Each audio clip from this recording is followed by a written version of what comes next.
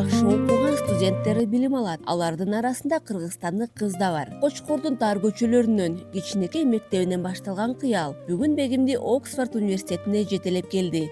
Лондондо ал мамлекеттик саясат багыты боюнча билим алып жатат. Оксфордко тапшыруу менен өтүп кетүү үчүн мага бир күндө болгон, ийгилик болгон жок. Бул көп жылдык эмгектин, үзгүлсүз изденүүнүн жана өзүмө болгон ишенимдин жыйынтыгы болду.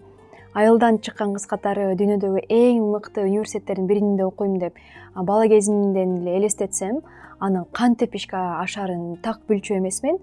Бирок ар дайым билим адамдын тагдырын өзгөртө алат деп ишенчүмүн. Бегим азыр Чивнинг эл аралык стипендиясынын негизинде билим алып жатат. Анын айтымында, бул жерде диплом алуу гана эмес, дүйнөнүн ар кайсы мамлекетинен келген адамдар менен тажрыйба алмашууда дагы чоң мектеп. Бүгүн Бегимдин жашоосу сабак менен эле чектелбейт. Бош убактысында музыка угат. Бала кезинен комуз чертип, бий менен алектенген. Айтымында, чыгармачылык ага сахнага чыгуу үчүн эмес, оор чечимдерди тынч кабыл алууну үйрөткөн. Саясий.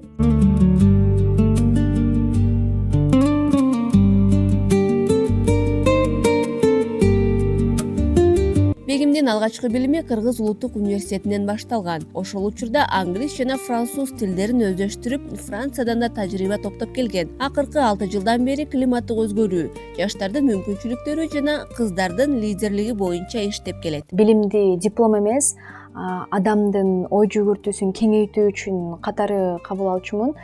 Чет өлкөдө окуу, башка маданияттарды түшүнүүгө, жаңы идеяларды көрүүгө жана өзүңдү жаңы кырдаалдарга сынап көрүүгө мүмкүнчүлүк берет.